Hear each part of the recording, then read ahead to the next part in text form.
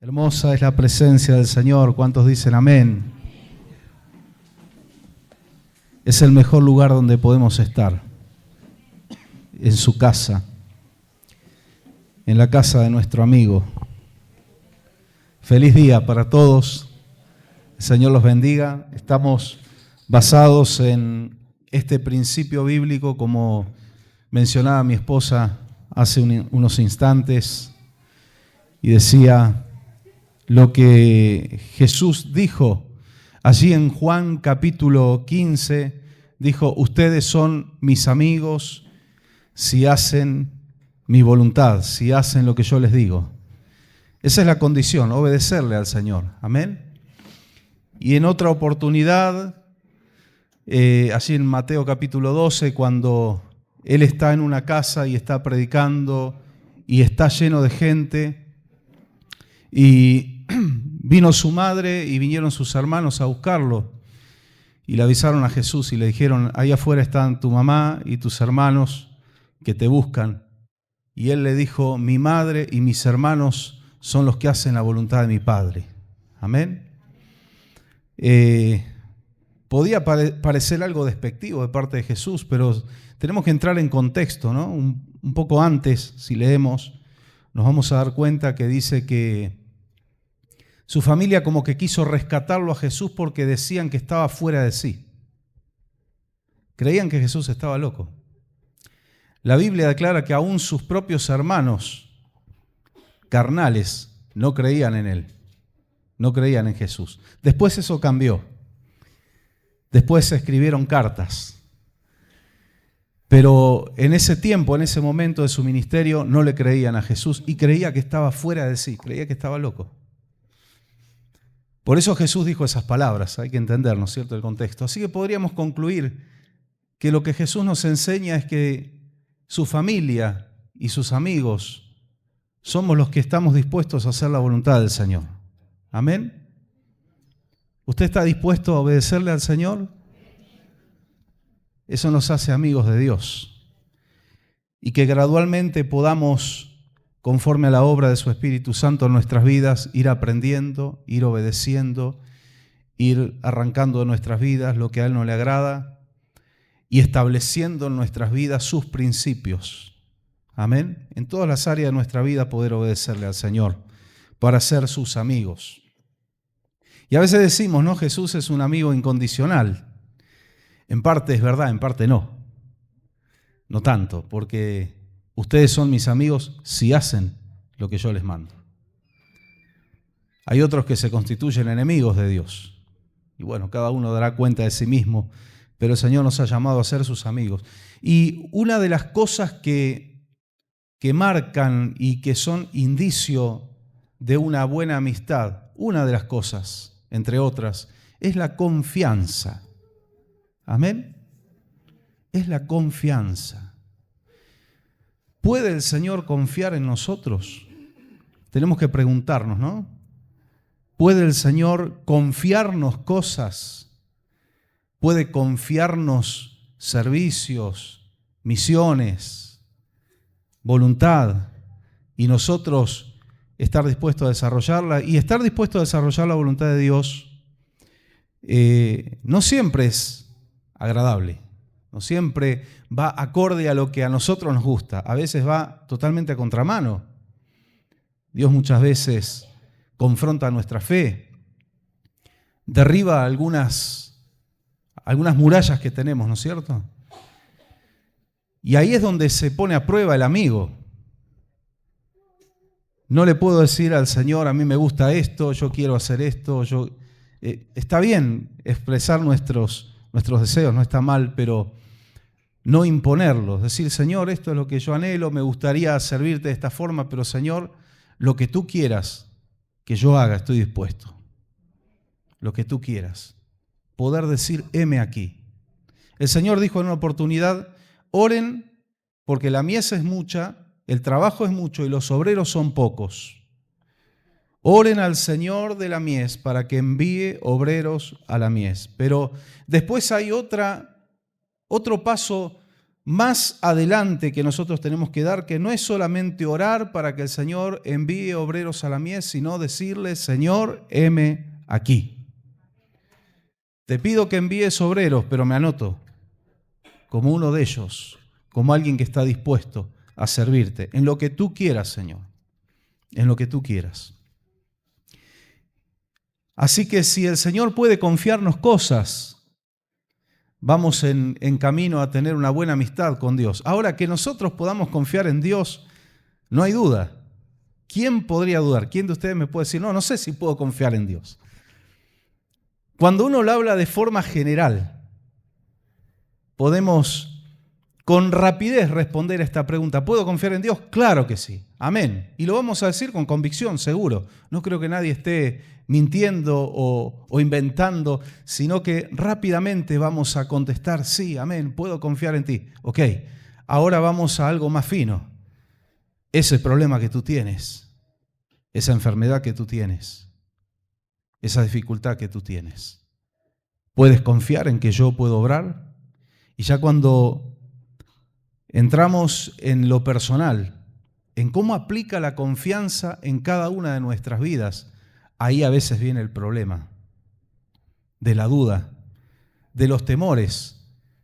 Y no es que no creemos que Dios pueda hacerlo, a veces la duda radica en, ¿lo hará conmigo? ¿Será su voluntad? ¿Cuántos conflictos a veces se desatan, ¿no?, en nuestro interior? Sé que Dios puede hacerlo, pero ¿será que lo va a hacer con mi vida? Sé que Dios responde oraciones, ¿responderá la mía? La confianza, la fe, es algo que marca nuestra amistad con Dios. Él es alguien en quien podemos confiar. Podemos confiar en su poder para hacer milagros, podemos confiar en todo lo que Él puede hacer. No hay absolutamente nada que Él no pueda hacer. Él es todopoderoso, pero podemos dar otro paso y confiar en que conmigo Dios lo puede hacer. Su palabra dice, ten fe, tienes fe, tenla para ti mismo. Tenemos la tendencia, nos pasa a todos los creyentes, de que a veces tenemos fe, más fe cuando oramos por otro, ¿o no? Oramos por otro, claro, porque es el cuero de otro el que está en juego. Así que ánimo, hermano, Dios lo va a hacer, pero cuando nos toca a nosotros, ayúdanos, Señor. Siempre tenemos al Señor que nos ayuda, que nos asiste, a su Espíritu Santo, que cuando nosotros no sabemos cómo orar, Él clama con gemidos indecibles, con un lenguaje que no se puede expresar en palabras. El Espíritu Santo clama por nosotros delante del Padre. Él hace como una traducción de lo que nosotros le pedimos y Él le lleva al Padre lo que nosotros realmente necesitamos. Amén. O lo que nosotros le pedimos y Él le lleva al Padre nuestra petición como nosotros debemos pedirle. Amén. La confianza y la fe. Hablábamos y compartíamos brevemente el día viernes con los chicos en la radio. Compartíamos una palabra muy sencilla, pero que nos trae fortaleza a nuestras vidas. Y también hacíamos una reflexión. ¿Por qué será, no?, que cuando a la gente se le habla de teorías y de hipótesis y se le habla, por ejemplo, cómo fue creado el universo, y bueno, todo surgió por casualidad de una gran explosión y la materia evolucionó, el hombre, ¿de dónde viene el hombre? Y desciende del mono. Una cosa que Darwin después se arrepintió de esa teoría, ¿no?, de la evolución. Él se arrepintió, pero eso no te lo enseñan en la escuela. Como tampoco te enseñan que la teoría de la evolución y el Big Bang fue creado por alguien que creía en Dios, simplemente para explicar el efecto de la voz de Dios, de la orden de Dios en la materia. Pero a través de los años lo fueron torciendo y lo llevaron para el lado del ateísmo, para intentar demostrar de que Dios no creó nada y que no existe ningún Dios creador. Pero si a esa gente le decís que van a venir extraterrestres y se van a llevar a mucha gente porque cada tantos miles de años lo hacen, le creen.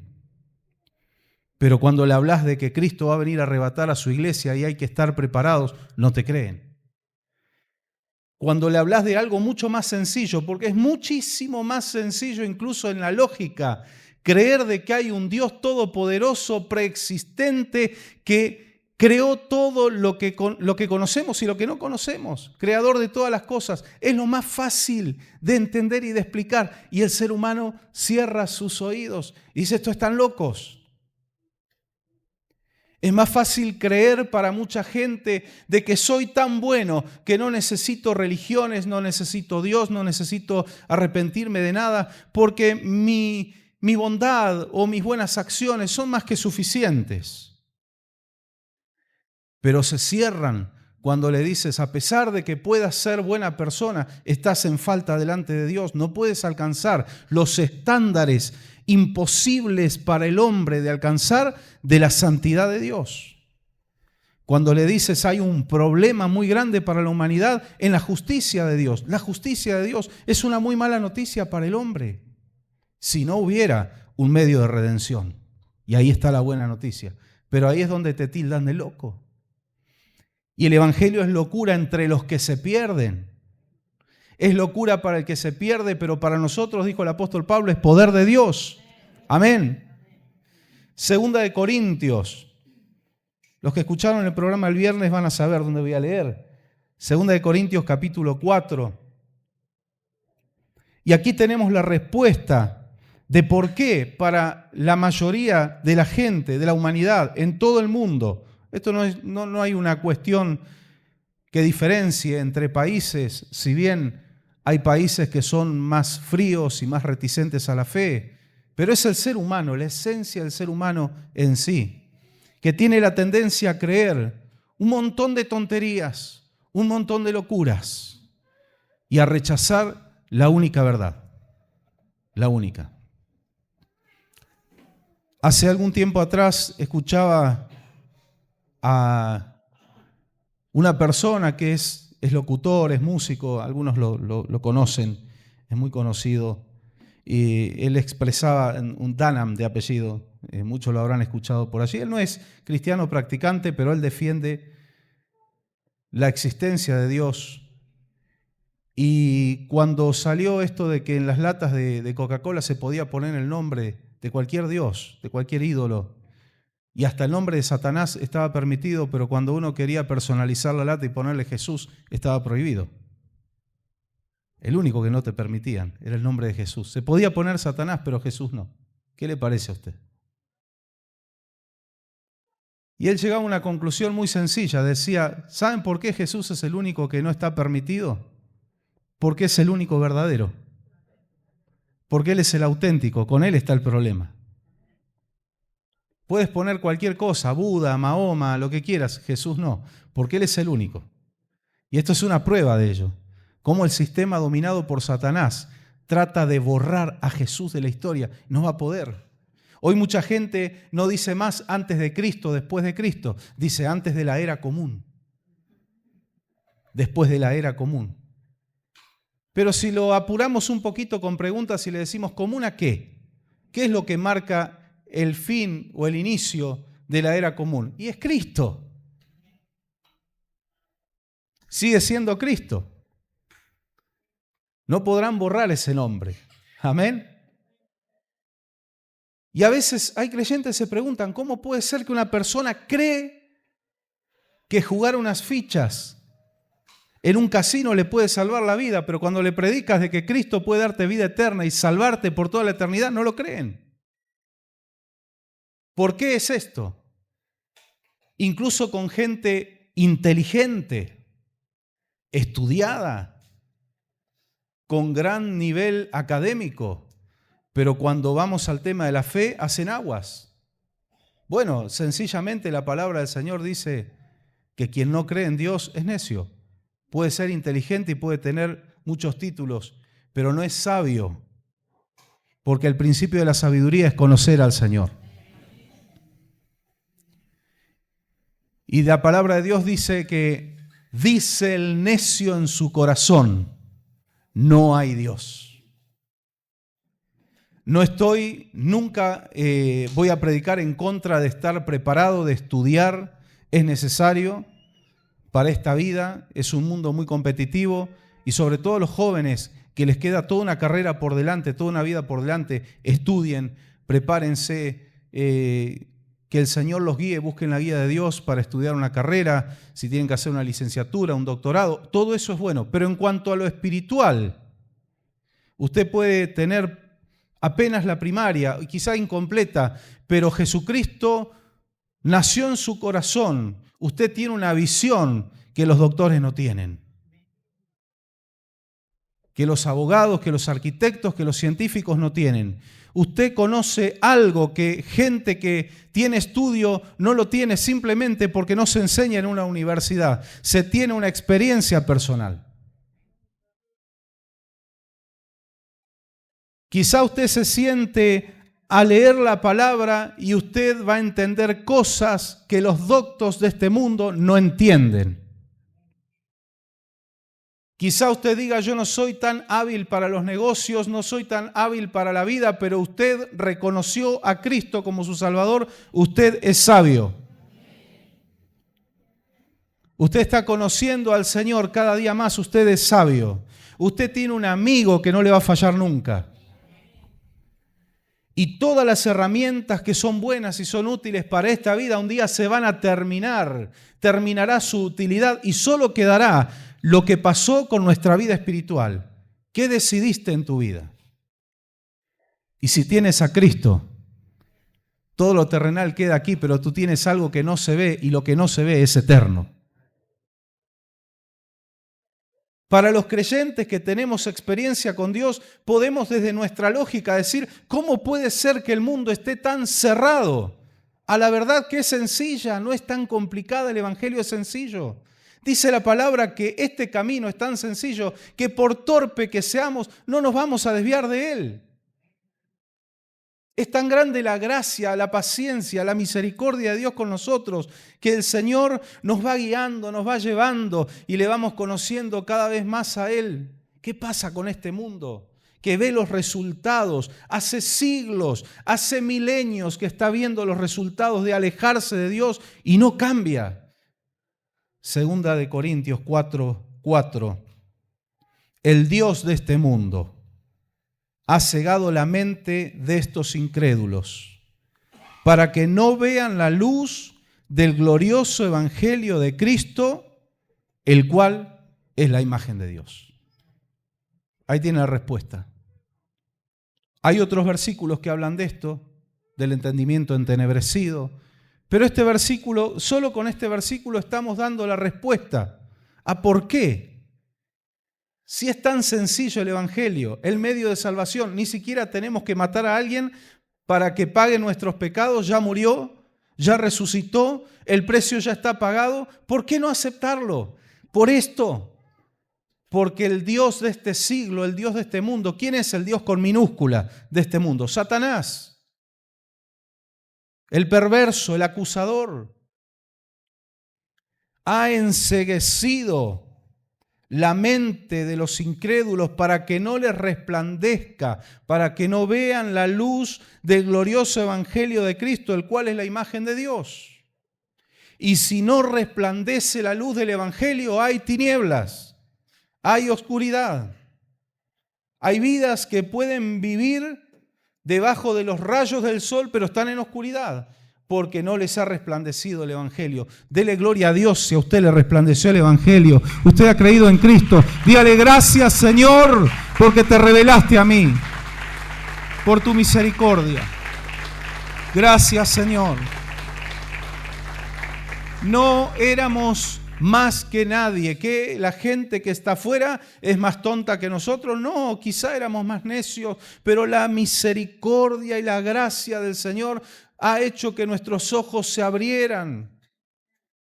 Nos encontramos con Él, pero porque Él salió a nuestro encuentro. Porque a tientas no lo podíamos encontrar. Fue el Espíritu Santo que nos convenció de pecado. Y si creemos de verdad que Cristo es nuestro Señor y lo hacemos Señor de nuestra vida, es por el Espíritu Santo, porque nadie puede llamar a Jesús Señor si no es por su Espíritu.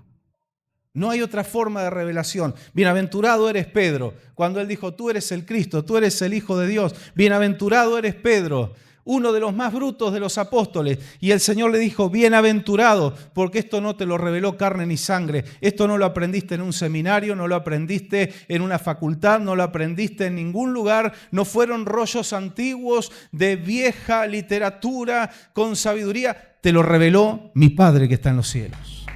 Mi Padre que está en los cielos. Gloria a Dios. Gracias, Señor.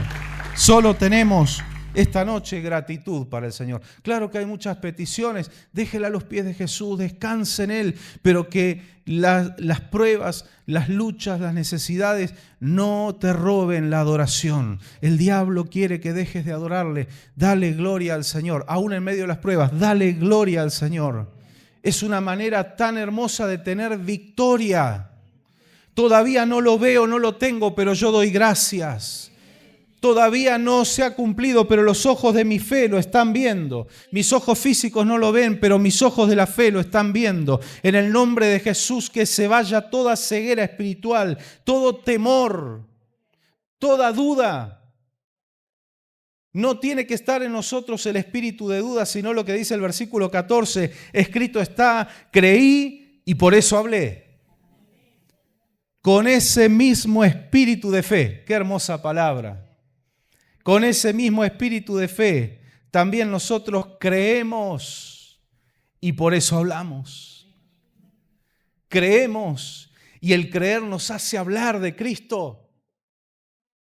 No puede un creyente que vive en la fe, que tiene una vida de fe, cerrar su boca y esconderse, tener vergüenza de lo que le dirán. ¿Qué me importa lo que me digan? Yo soy cristiano y soy cristiano porque no es una religión. Sigo a Cristo. Tengo a Cristo en mi vida. Creí, por lo cual hablé. ¿Y de qué hablamos nosotros? Tenemos que hablar de esa fe, esa confianza, esa convicción que hay en nuestros corazones para que otros también conozcan al Señor. No va a ser usted, no voy a ser yo el que convenzamos a la gente. Nosotros sembramos la palabra, nosotros hacemos el trabajo y el Espíritu Santo es el que va a obrar. Sí, claro, muchos nos van a rechazar. Por supuesto, no se decaiga por eso. No se preocupe por eso. Habrá semillas que caerán en el camino, habrá semillas que caerán entre las piedras, otras entre los espinos, pero sí o sí habrá alguna semilla que caerá en buena tierra. Y esa que cae en buena tierra va a dar fruto al 100%. Esa va a dar mucho fruto. Ese espíritu de fe. Cuando leíamos esta palabra el día viernes, el Señor hablaba a mi corazón y me fortalecía. Uno siente una fortaleza de parte de Dios porque su palabra es viva. Escrito está, creí, por eso hablé. Y con ese mismo espíritu de fe, un espíritu de fe tiene que suplantar al espíritu de duda. Y oramos primero por la iglesia, esta iglesia donde me toca predicarle a ustedes, los que están mirando a través de las redes sociales, Dios les bendiga, que el espíritu de duda se vaya, que el espíritu de temor se vaya y que el espíritu de fe invada los corazones, porque la fe abre los cielos. Amén. Gloria a Dios. Gloria al Eterno. Gloria al Eterno. Empezamos por nosotros, pero no se olvide de orar por los que están afuera, que están en incredulidad, porque quizá en este momento muchos están en oscuridad y están en necedad, pero un día van a abrir el corazón a Jesús o creemos que somos nosotros nada más. Como Elías. Señor, solo yo he quedado. Elías estaba acertado en casi todo menos en eso. Ahí es donde se equivocó. Solo yo he quedado y el Señor le dijo, no, hay otros que tú no conoces. Hay 7,000 que no doblaron sus rodillas. Yo me los reservé, dice el Señor. Hay una reserva que el Señor tiene afuera. Hay una reserva. Qué buen desafío para nosotros como iglesia. Nosotros no sabemos quiénes son. No sabemos ahora quién va a recibir, quién va a rechazar. Y Dios no nos va a revelar. Porque Él quiere que a todos le prediquemos el Evangelio. Pero Él sí sabe. El Señor sí sabe, en su presciencia y su predestinación, Él sabe quién le va a aceptar. Ahora nosotros tenemos que salir a encontrarlos. Tenemos que salir a encontrarlos. El Señor no me llamó solo para bendecirme a mí, para salvarme a mí, que yo me vaya contento a los cielos. No, Él nos llamó para que anunciemos las virtudes de Él, las virtudes de aquel que nos llamó de las tinieblas a su luz admirable, espíritu de fe, en el nombre de Jesús. Y como decía, no es que seamos mejores que nadie. El versículo 7 nos dice que tenemos este tesoro en vasos de barro, en vasijas de barro, para que se vea que tan sublime poder viene de Dios y no de nosotros. Dios te reivindica, el Señor levanta tu ánimo, pero te pincha el orgullo. Hay un límite. Cuando la autoestima y el buen ánimo empiezan a pasar ese techo y se empiezan a transformar en orgullo, el Señor dice, vaso de barro, no te olvides. Yo siempre digo, y hablando con mi esposa, le digo muchas veces, el hombre más ungido de toda la tierra, la mujer más ungida de toda la tierra, sigue siendo un vaso de barro. Seguimos siendo vasos de barro. No perdamos de vista esa realidad, porque al mantenernos en humildad, Dios nos va a guardar del error. Amén. Así que si el Señor eligió estos vasos de barro que están aquí, hay otros afuera. Si el Señor usó una burra, una mula, para que le hable a Balaam, que no era profeta de Dios, yo siempre enseño esto, no era profeta de Dios, no era profeta de Israel. Y esto habla de la supremacía de Dios. Y esto habla del gobierno absoluto de Dios. Que aún a un profeta, que era un profeta pagano, y que fue, porque él iba muy dispuesto a aceptar el pago que le daban los reyes enemigos de Israel para maldecir a su pueblo, él nunca se opuso a eso, hasta que Dios le habló y le dijo, no, Señor, usted no va a maldecir a mi pueblo porque yo lo he bendecido. Y el Señor tomó la boca de ese profeta pagano para que bendiga a su pueblo. Por eso él empezó a hablar de que Jehová había tomado su boca y decía tal cosa, pero él no iba dispuesto a bendecir a Israel. Tal es así que al menos en 3, 4 oportunidades, cuando él va a abrir la boca, Dios toma su boca y él bendice a su pueblo. Y luego Balac le dice, no te voy a pagar porque yo te llamé para maldecirlo y lo único que has hecho es bendecirlo. Y la historia no terminó ahí. Muchos creen que ahí terminó la historia y se acabó. Balaam se quedó dando vueltas. ¿Cómo puedo hacer? Me estoy perdiendo un pago. Acá me salvo con lo que me quiere pagar este rey. Y si seguimos leyendo más adelante, vamos a encontrar de que la forma que encontró Balaam, ya que él no podía maldecir a un pueblo bendito, fue hacerlos caer en pecado. Él se dio cuenta que ese pueblo tenía una protección de Dios, pero que si se apartaba de la protección de Dios, ahí eran vulnerables. Y le aconsejó a Balac, y Balac habló con las mujeres que practicaban cultos paganos, orgías y todo lo demás, e invitaron a los israelitas a participar de esas orgías. Y vino una plaga de parte del Señor y murieron 23.000 hombres. Realmente una tragedia nacional. No pudo Balaam maldecirlos, pero se le ocurrió una idea, hacerlos caer en pecado. Y ya no fue una maldición, fue el mismo Dios que trajo juicio sobre su pueblo. Y les costó salir de esa situación. Pasó tiempo, pasó mucho tiempo, y todavía se acordaban de eso. Y en una oportunidad donde parecía que estaba floreciendo el paganismo nuevamente en su pueblo, las tribus que vivían del otro lado del Jordán empezaron a levantar un altar a Dios, y no se podía levantar altar a Dios en cualquier lado. Eso se consideraban altares paganos también. Fueron los de las tribus de este lado a aniquilarlos porque dijeron, no, otra vez lo de Balaam, no.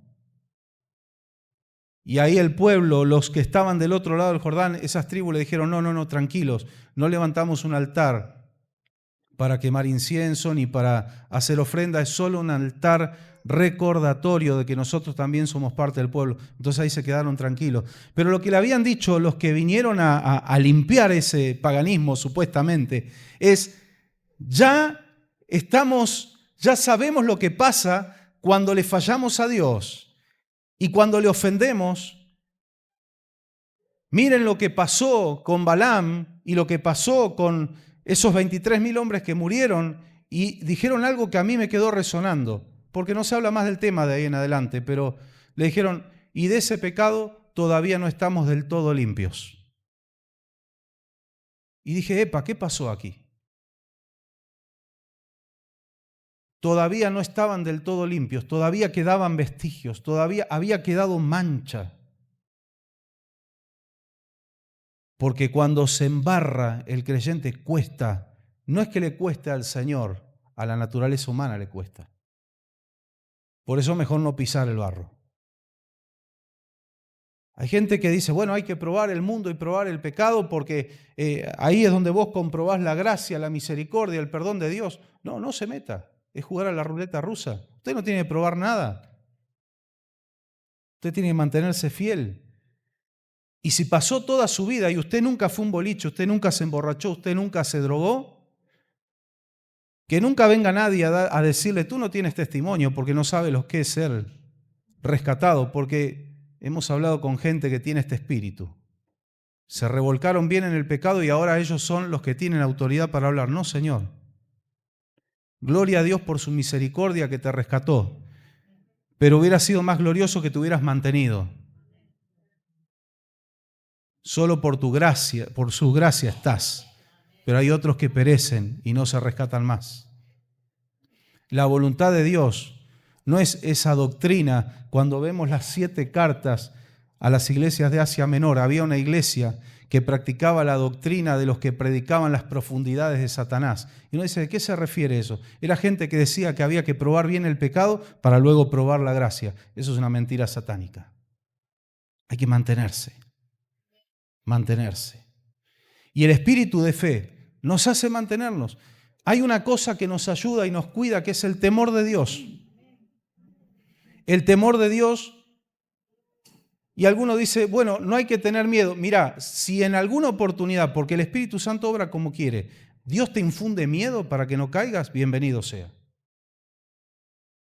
Si el miedo te va a salvar de caer en las garras de Satanás, bienvenido sea. Yo he escuchado gente que estaba mal y que me decían, yo sabía que en cualquier momento el Señor me daba un sopapo. Y en algún caso no salieron. Siguieron su carrera y el Señor les dio un sopapo. Y por su gracia volvieron. Pero repito, hay muchos que quedan en el campo de batalla.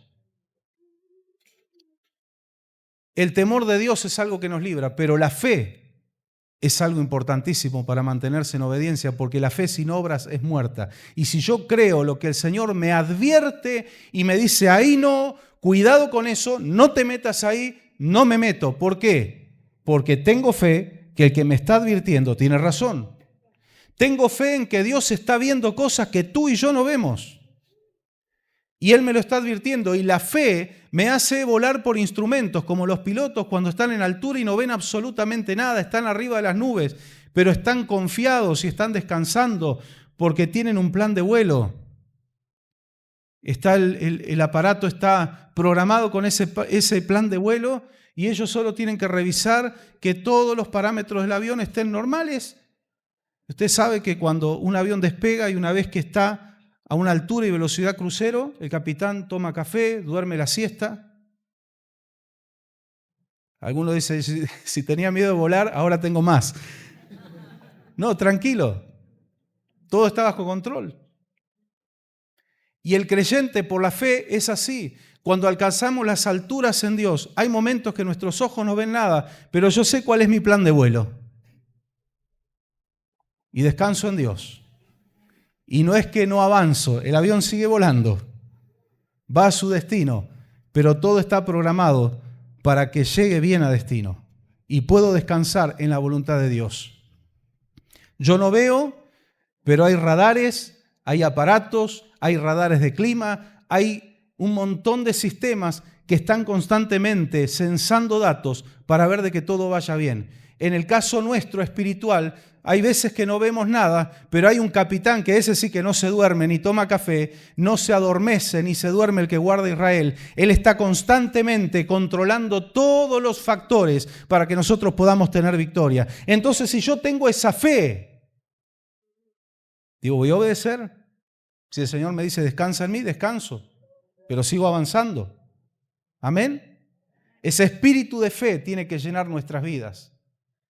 Recuerdo hace algunos años atrás, una de las predicaciones de nuestro hermano Jimmy Joard, él decía, yo en una etapa de mi vida cristiana me costaba creer por todo, la duda invadía mi mente, mi corazón, y hubo un día que fue un quiebre en oración y en búsqueda de la presencia del Señor, vino a mi vida un espíritu de fe y yo que no creía por nada, empecé a creer por todo. Empecé a creer que todo lo que Dios decía se iba a cumplir. Todo lo que Dios me mostraba, Él lo iba a hacer, aunque fuera imposible humanamente. Algo cambió en mi vida, siendo creyente. Un hombre lleno del Espíritu Santo, pero le faltaba todavía un paso más. Porque no es que llegamos a un punto y tenemos todo. Esto es una búsqueda constante, un aprendizaje constante y un experimentar constantemente el poder de Dios. Señor, que ese espíritu de fe llene nuestras vidas. La fe nos hace obedecer, la fe nos hace predicar. Y estamos predicándole a gente, algunos que son re duros, re incrédulos, pero este se puede salvar, si el Espíritu Santo lo toca, se puede salvar, hay un espíritu de fe. No vamos con un espíritu derrotista a decir, bueno, le voy a hablar, pero sé que este no se salva ni loco, ¿no? Ni a palo. No, yo le siembro y le dejo al Espíritu Santo que haga la obra. Pero yo tengo fe que hasta los más duros. Hermanos, si hacemos un censo en las iglesias evangélicas de todo el mundo, vamos a ver que un montón de gente que hoy está adorando al Señor alguna vez dijo, yo ni loco piso una iglesia evangélica, yo nunca voy a estar con esos locos. Y hoy son unos locos más. Hay testimonios de gente que era reacia al evangelio, dura, los peores, pero cuando el Señor tocó sus vidas fueron transformados y hoy tienen una firmeza en la fe. Esa dureza que tenían antes, el Señor la transformó en firmeza en la fe y hoy nadie los mueve. Nadie los mueve de la fe. Nada imposible para Dios. Basa tu fe en esto, nada imposible para Dios. Nada imposible para Dios. Esto resonaba en el corazón de María cuando el Señor le anunció por el ángel Gabriel de que iba a quedar encinta, pero por obra del Espíritu Santo. Nada imposible para Dios. Ella se preguntó, ¿cómo será esto? A veces nos da curiosidad, ¿no es cierto? Hablamos del milenio y hablamos de todo lo que son las profecías de los tiempos finales y hay detalles que uno en la curiosidad dice, ¿cómo será esto? No sé los detalles, pero sé que Dios tiene todos los detalles preparados. Todo, absolutamente todo está en manos de Dios. Tu vida está en manos de Dios. Él ha trazado tu pasado, tu presente, tu futuro. Lo que todavía no ves, Él ya lo vio. Él vive en eternidad. Él ya lo vio. Creí, por lo cual hablé. Con ese mismo espíritu de fe, también nosotros creemos. Y por eso hablamos. Yo le invito a estar de pie en esta noche, en el nombre de Jesús. Vamos a agradecerle al Señor. Yo sé que alguno tiene quizá una fe más desarrollada que otro.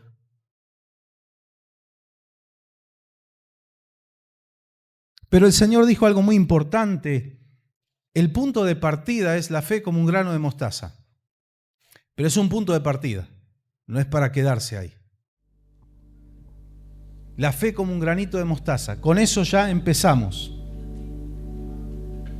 La más pequeña de las semillas llega a ser la más grande de las hortalizas. Las grandes cosas que pueden suceder en tu vida, en tu familia, que empieza con un punto de partida, con una fe pequeñita.